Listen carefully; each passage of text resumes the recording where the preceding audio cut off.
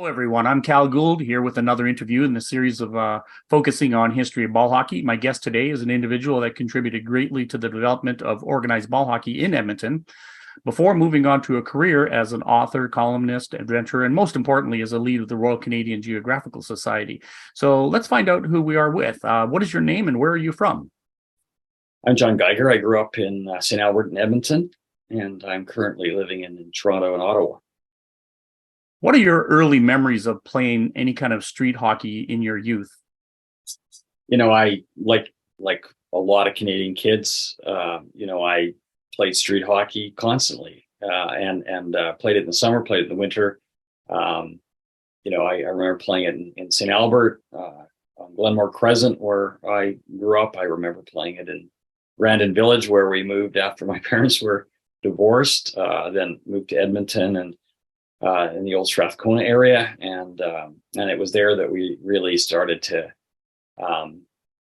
gel into something more than just pick up, street hockey in the lanes or on the streets.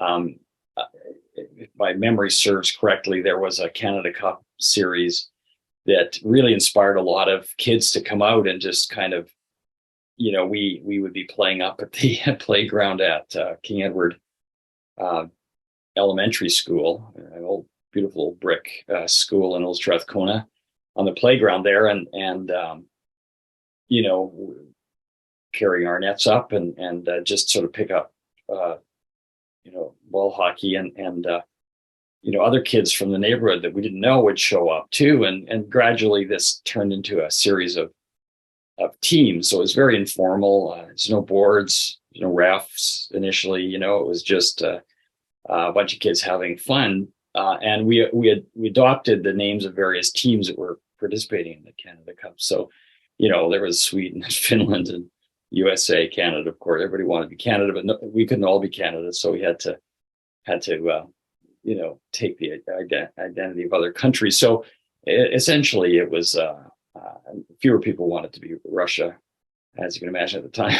But eventually, we astonishingly had, basically a league. There were a whole bunch of teams that came in from other parts of the city even. And then it started to get coverage, and then other people would see that in the media and call me and say, can we play too? So it started to require, from that very casual pickup, start, there weren't uniforms, there weren't referees, there weren't boards, and the rules were pretty sketchy. It was just kind of just fun, which every Canadian kid can pretty much relate to. It gradually grew into something that required more organization, and I guess for some reasons that are unclear to me, that fell on my shoulders. So I started to look around to see if there was any rinks that would have boards, and that we might be able to use, and talk to the city.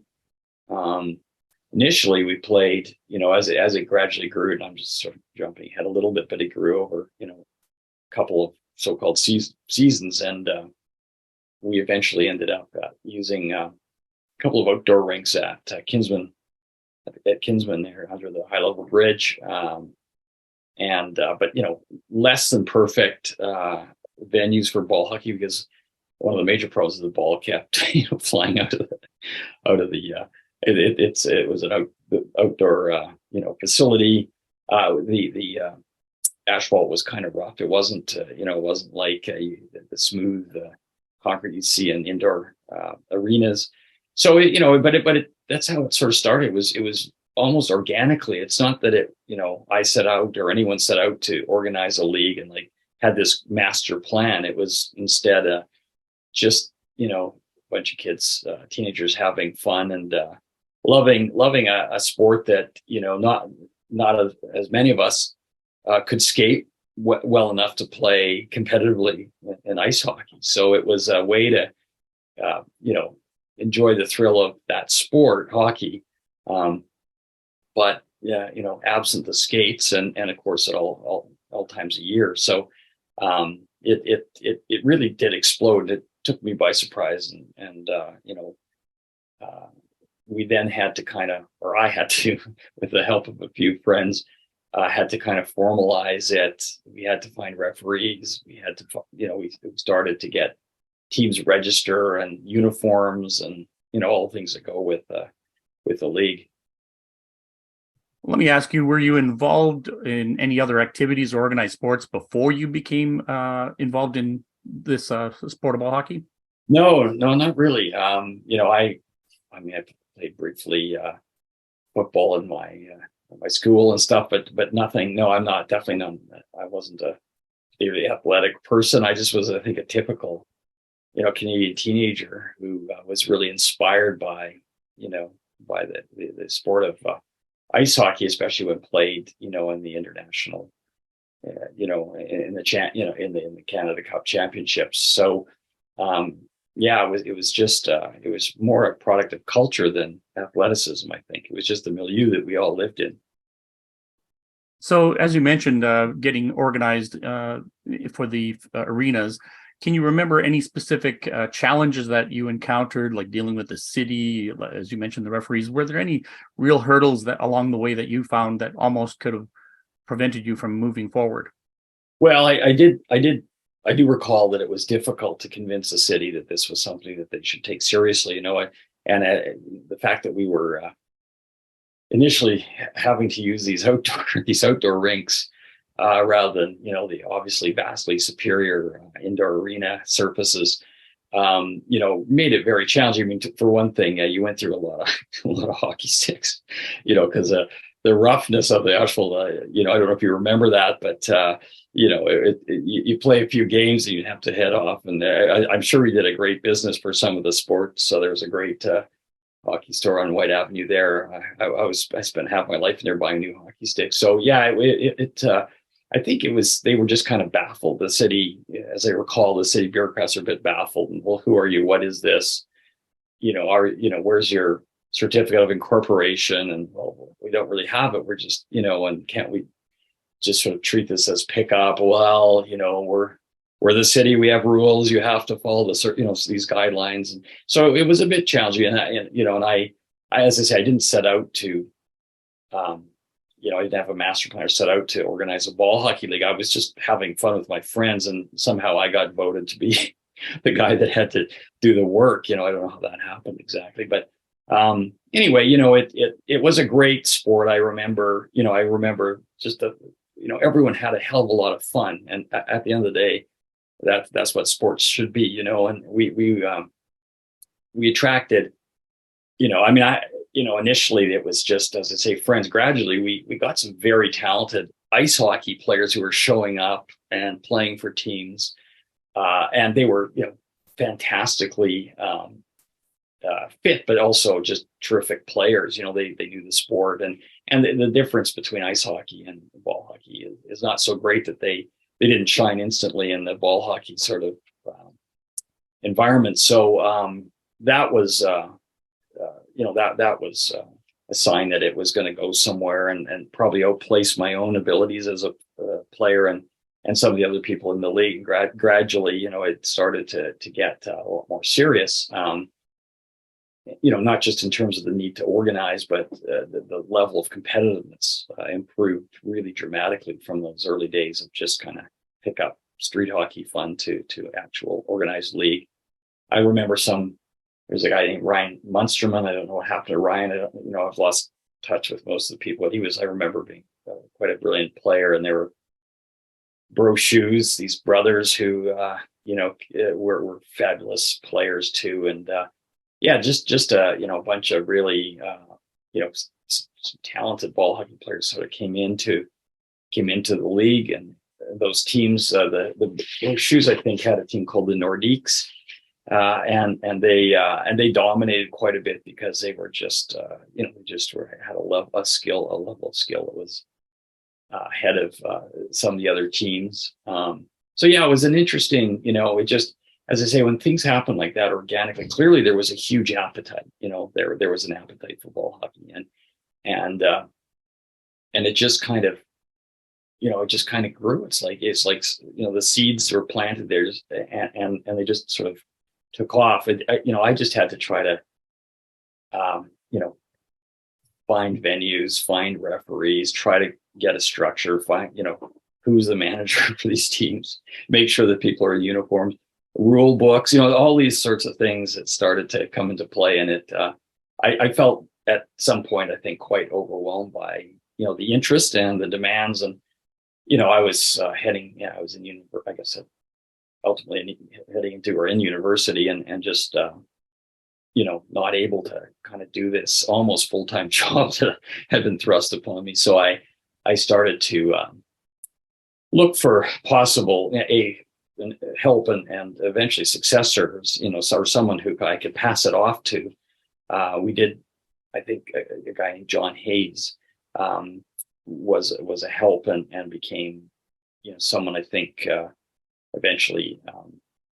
He kind of took over. At least I remember handing off the stuff to him at some point. I just can't do this anymore, So I don't even have a memory as to how many years I did it, but certainly for those really early years, there was nothing else that I was aware of in Edmonton, and it kind of, grew. I have a memory, and again, you'd have to check this, but I have a memory that we actually incorporated an Edmonton Ball Hockey Association. And I have a memory also that subsequently I was involved at some level in incorporating Alberta Ball Hockey Association. But again, it's very hazy. So, you may not see my name on incorporation documents for the Alberta level. Anyway, I think Edmonton you would. But it was just, then became, a lot of work. And, volunteers can take on some work, but it's limited as to how much you can do. So it was, but it was a lot of fun. I received the Kinsman Salute to Youth Award in that first year or so, year and a half of organizing it, because nobody else was doing anything like this. So I was really honored. I remember meeting Ronnie Lancaster. What a great thrill for me as what was then the Edmonton Eskimos. I was a big fan of that football team, and so it was definitely a great period. We did send the first ever ball hockey team out of at least Edmonton, probably Alberta, to the Canadian Championships, which were held in Ottawa. It was not a very good team. It was a very we were a lot younger than a lot of the other players. I mean, there were NHL players at that stage playing in Ontario ball hockey. So, we shared this little ragtag. It was a bunch of much younger players showed up in Ottawa. We were soundly beaten. I wouldn't want you to go back and look at the scores of some of those games, but it was just a great adventure. It was a lot of fun, and it's amazing to me from those very modest roots how quickly the sport grew. So it really fascinated me, how quickly the league expanded and how much interest there was, in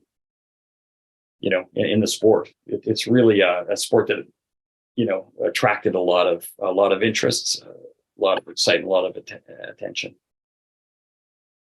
So my next question has to do with how players and teams got registered with your league in those years that you mentioned that you began to structure the league.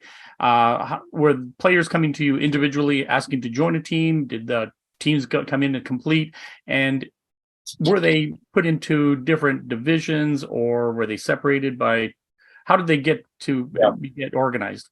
Yeah, it was a mix of things. We had individual players come in and say, look, can you suggest a team and, that I could play it, try out it, that kind of thing.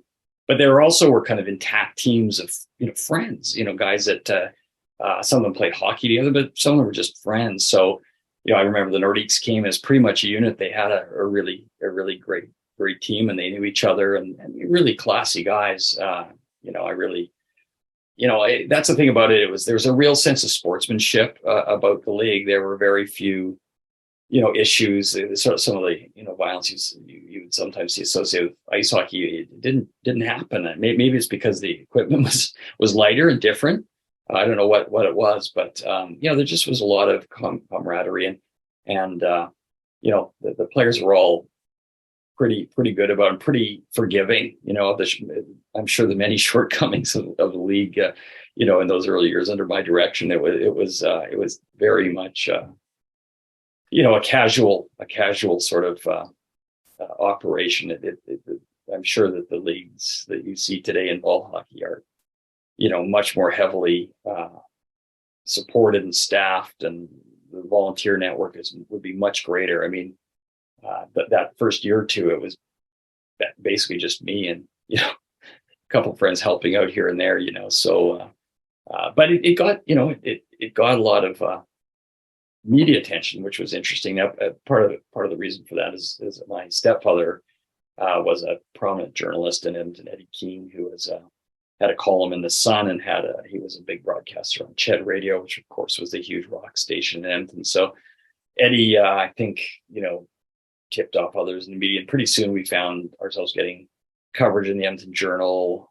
Actually, when the team went to Ottawa for the Canadians, we actually traveled by train, and because we couldn't have enough money to fly in those days, so we took the train. So it took like days to get to Ottawa, and the team was the sponsor for the team was a strip club in Edmonton called Chez Pierre. So Pierre Cochard, who's a bit of a legend in his day. So Pierre sent a few of his dancers down to the train station to send off this bunch of teenagers, and that of course ended up making the front page of the Sun. There was this photo of the Chez Pierre strippers heading to Ottawa, where they got their clocks cleaned. So it was a lot of fun. I still got that cover somewhere. I can get you a scan of that. Okay, that's a wonderful story. Now, you mentioned the league was at one point created as an official organization, incorporated as a nonprofit organization or such. Do you recall, like, when that was first done? What was it? Was it a group of you that put it together, or who gave you the inspiration to do that? More or less, what was the rationale behind it? I think to be honest with you, I think the city was pushing for some sort of formalization. Initially, we just called it the Edmonton Ball Hockey League, and it was, much more casual. We were at those outdoor rinks, mainly at Kinsman, but some other outdoor rinks as well that had the surfaces, the asphalt surfaces. But it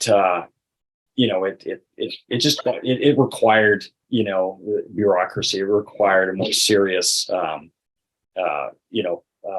organization. And I am having trouble recalling, who I enlisted to help, but I did get a bit of help, and my memory is we did incorporate as a nonprofit,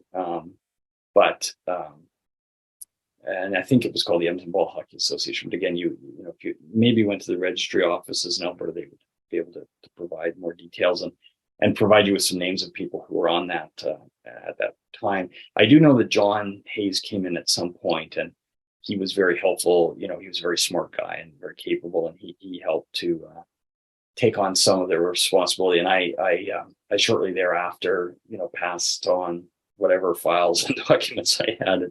And I was at university, and I was as busy with my own career starting, so it became tougher for me to do. But yeah. Do you recall any tournaments that you hosted in your league? I don't have a clear memory of that. We did have seasons. We did have schedules. We had refs.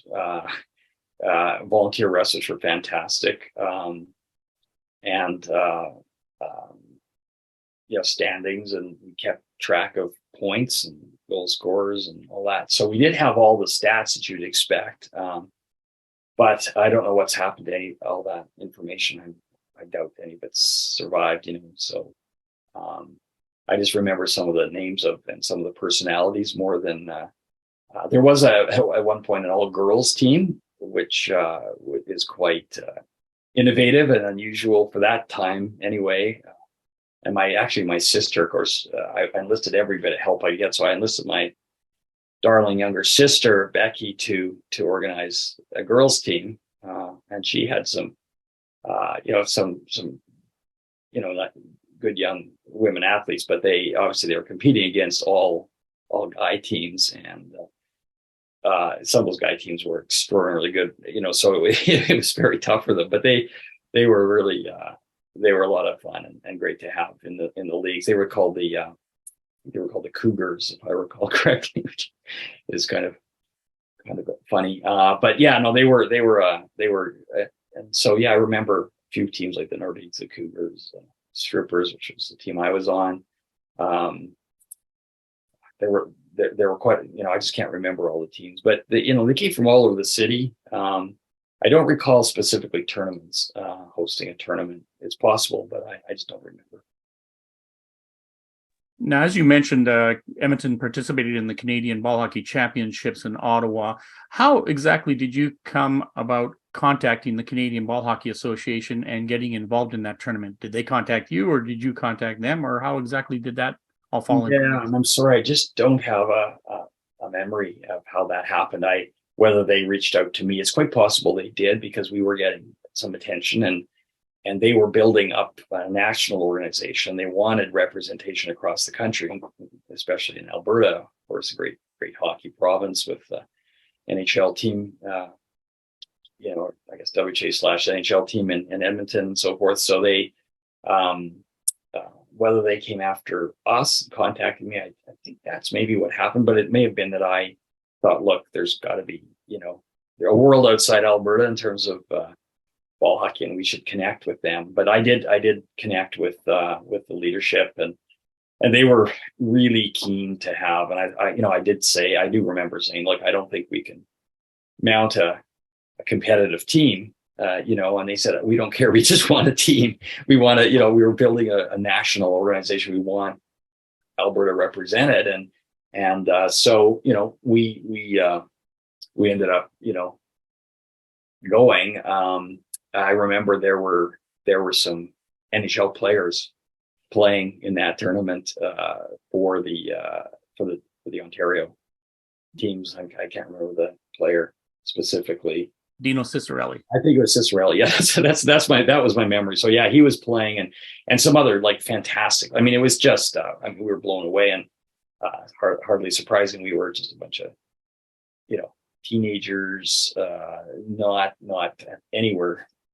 These were guys in there. Some of them were early mid-20s, and were in his case professional athletes. So it was completely out of whack. But it was just great to have Alberta represented. It sort of planted the flag for Alberta, in the National League.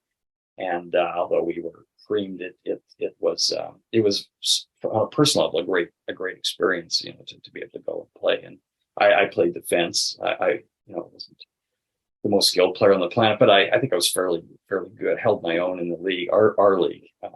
So yeah, no, it was an amazing experience. But yeah, all the way there by train. I remember coming to Union Station, Toronto, and then having to switch trains to go to Ottawa. And we were in sleeper cars, and yeah, it was just a real adventure. It was like 3 days out. It was like the dark ages. You already mentioned that you had other family members involved in the sport. How exactly were they involved, like your sister and your stepfather?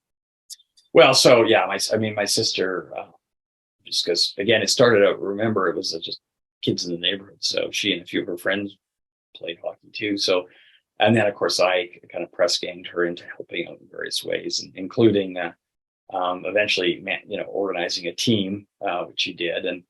And so that's where she was involved, and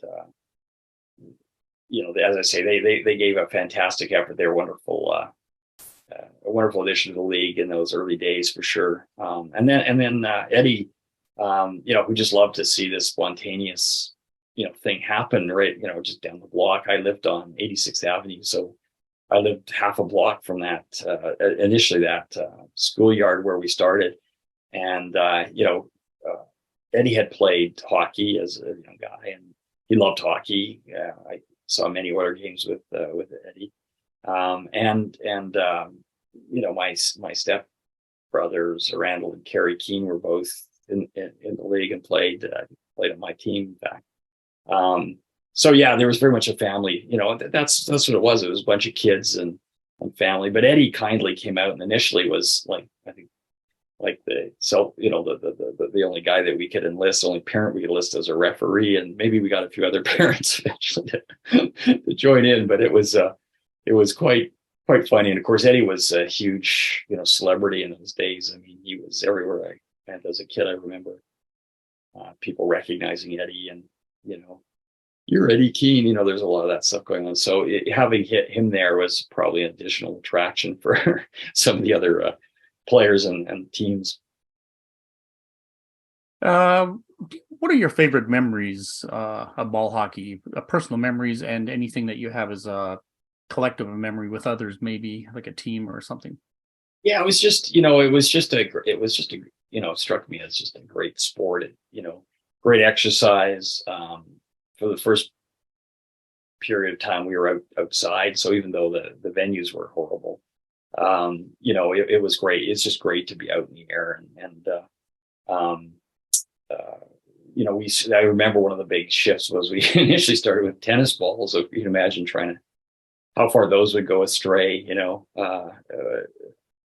eventually, of course, shifted over the orange ball. That's much more dominant, but we did actually start with the tennis ball. I can't remember how long, not very long after that, the orange ball came in. It was just, I think my greatest memory is just that it was a lot of fun, and I met a lot of kids that I would never have met, a lot of great people, some really good athletes too, far outpaced my own abilities, but just really, great sportsmanship and a lot of fun. It started in a really good place. It's become, an amazing phenomenon. I'm taking my own son to play indoor soccer in the winter here in Toronto. He's 15 now, and there's a ball hockey rink in this facility down at Downsview, and the level of competition there. I've stood and watched them play and stuff, and sort of wishing I'd kept with it longer than I did, I guess. But you can see how much fun they're having. It's a fantastic sport. It speaks to our country. It speaks to a national passion that we have. And it's because it doesn't require great skating skills. People who might not ever really properly master ice hockey, can play ball hockey. You just have to have a big heart and a certain level of fitness and love of the game of hockey, and away you go. As you mentioned, there is a significant contrast between the way the sport is now with all of the full-size nets, regulatory equipment, regulatory ball, specific, rules that are adopted nationwide. In those early years, that certainly was not the case. But other than that being said, what do you feel in those early years was the greatest impact on the growth of the sport that you were involved with? It's funny. It's just, it was the right moment. I know kids were playing street hockey years earlier than this, but I think the spark was the Canada Cup and just the incredible excitement around the sport of ice hockey. That's what sort of precipitated this. Kids just literally poured out of they watch a game and they'd pour out of their houses, and they would all end up on these playgrounds with hockey sticks. And so, I think that was the spark, really, was seeing international hockey played at the highest level. Great national pride, in the performance of Canada at a lot of those international competitions. And it just was the right time. It was a sport that had kind of been percolating along in alleys, and you see photographs like decades, people playing street hockey, and just it suddenly reached a point where there seemed to be no reason why it had to be permanently confined to this casual alley street type scenario, that it actually had all the hallmarks of a sport that could be elevated into a major Canadian sport. I mean, I'm not sure what where it ranks now, but I'm sure as many people are playing ball hockey as are playing lacrosse today, probably more. I would guess. It just took off. It really took off, and I just happened to be someone who could help in Edmonton in that little, in that local context to help it start, but it would have happened without me. I'm not, I don't think I merit any special, organizational plaudits for that. It was just, I happened to be there. There was this huge demand, and someone had to do it. And everyone seemed to say, well, John, you're the best equipped for whatever reason to organize. So I did, but it was just really a way to have fun and a way to see friends and a way to, be fit and exercise. And yeah. Is there a particular person, if they were here right now, that you would want to thank for getting you involved or started in ball hockey? Well, I mean, I had, a lot of friends. I'm in touch with a few of them. I mean, Michael Hagedis was a really good, talented young player who was younger than some of the others. He was on my team. He's now in Montreal. And, as I say, people like Ryan, I remember people like the Bro Shoes. There were Gavin Fitch, who I know is a really good friend now in Calgary. He's a lawyer, played goaltender, and so what was nice about it was how it brought together not just my network of friends, but introduced this broader network, of people who I'm not sure if that answers your question, but it did inspire a great deal of camaraderie and friendship, and expanded certainly my social network vastly. Suddenly there were kids coming from communities I didn't even know existed in Edmonton were showing up and saying, can we put in a team? And so it grew extremely quickly. Started with dozens. And in my memory, at least, it would have been hundreds by the time I was stepping away from it. The sport has expanded dramatically over the last few decades. There is now international competitions in all levels of play. That's caliber, but not only caliber, but by age groups. Children under 14, etc., are involved. Women, and there's even a Masters World Championship, which is not the caliber play, but rather the age of players that are in the older age category. But with all of this being said, that the sport has evolved and developed in such a dramatic way over the years, what would you hope to see for the future of ball hockey? Well, it's a fantastic sport, and it's a sport that's affordable and I think achievable for a lot of young athletes that maybe other sports aren't. I think it. I don't think there's any limit to where you could go with ball hockey. You talk about international competitions. I mean, it could be an Olympic sport at some point. If Canada got the Olympic Games, or a country where ball hockey is a major amateur level sport, there's no reason to think that it couldn't be one of those introduced into at that level. It's just explosive growth. Just we're reflecting here. It's a few decades, but it's not it's not been around as long as a lot of other sports, and it really, as you say, has been formalized. The rules, the gear, the facilities, even in that brief period that I was involved at the beginning, where we went from a schoolyard to arenas, with clocks and changing rooms and really nice facilities. So I really think there's no end to the potential of the sport. It certainly is a sport that speaks to huge numbers of Canadians, and you just, in spite of the efforts of some city politicians and overzealous bureaucrats who are trying to get kids off streets, etc., for safety reasons, you still see the nets out on the streets. You still see kids playing. They do it all the time. They do it in Toronto and some of the most densely urban places in Canada, and they certainly do it in places like Smoky Lake and small towns and on the prairies. And So, it's something that, in a way that few sports do, it connects, people together. And as I say, anyone can play it. They may not be able to play it at the Dino Ciccarelli level, but anyone can play the sport of ball hockey. You can pick up a stick and out you go.